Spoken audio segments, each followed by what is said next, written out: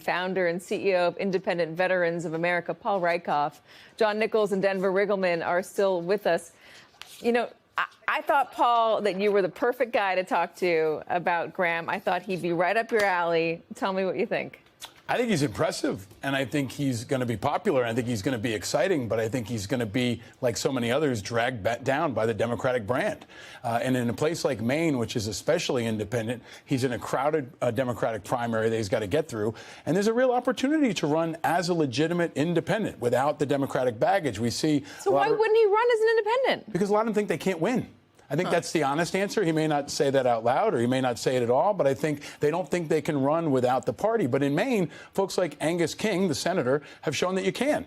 There's now a Republican former state senator, Rick Bennett, who left the Republican Party and is running as an independent. We've talked about Dan Osborne and Todd Achilles. The reality is that every day, 10,000 people in America leave the Democratic Party and Republican Party. It's worse for the Democrats than for the Republican, but the future is not partisan. It's independent, and that's what people are looking for. John, what do you think? I think Paul makes a very important point, although I will suggest that at the end of the day, Mainers will be voting in an election in 2026 between the candidates they have. There will be very likely a Democratic nominee and a Republican nominee. If there was a strong independent, that independent might do very well. If it is a Democrat versus Republican race, then we're looking at a candidate here who has a message that I think is quite viable. And I'm hearing it across the country. One of the things that's really significant at this point is that the Democrats are attracting a lot of people into their primaries who are hypercritical of the Democratic Party. There are folks who literally say, look, I'm going to run as a Democrat because that's the alternative to Trump and the Republicans. But I don't love these people. And that's going to be very interesting in how they thread that needle. If they do it right, and I've seen people do it right around the country, I mean, independent, strong Democrats who go their way and do very well. I think in some senses you could even say that that's what Mamdani is doing in New York. Then they may do very well. On the other hand, if they're kind of saddled with what the Democrats have done in Washington so far, that could be a lot tougher. Let me play a little bit of why he thinks Susan Collins is the weakest, in his words, that she's ever been. I think the charade is wearing thin. In 2020, there still were Democrats in Maine who viewed Susan Collins as a moderate. That's gone now. That doesn't exist. Democrats in Maine, and frankly, look, I have a lot of friends who are Republicans, and they think that she's putting on a show. They think that she's up there representing establishment and corporate interests and that she doesn't really stand for anything. I think they're all right.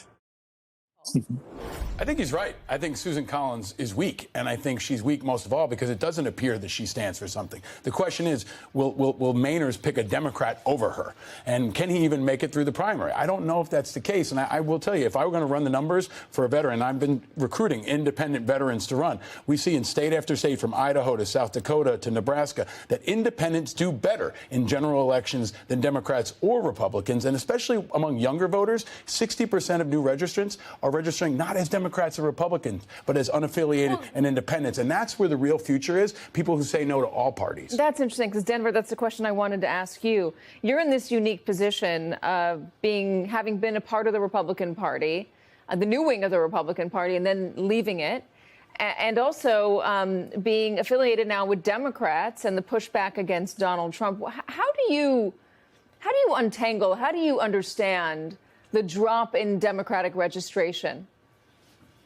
I think that most Democrats think they're bringing a pool noodle to a bar fight. I mean, I think that's really part of it, right? There's this almost this weakness that they're seeing in that.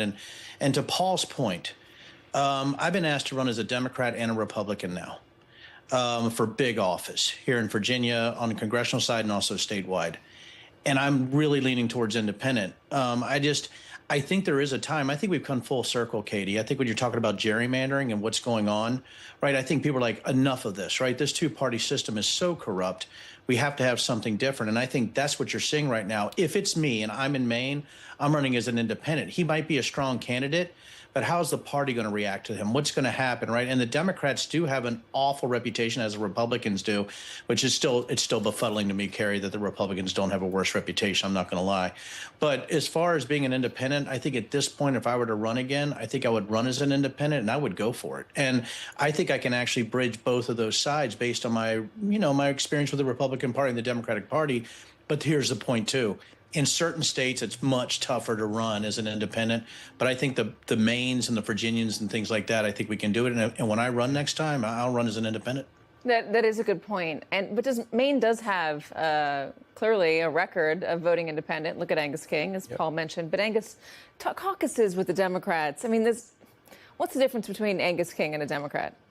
Honestly. I think there's a big difference, especially to voters. I mean, I don't know if Angus King could win as a Democrat, just as a starting point. Yeah, but I think caucuses with them. When does he break with the party? He was on my show a few weeks ago. We had this conversation. It's interesting because his son is actually running for governor as a Democrat. So there's a difference even generationally within the King family.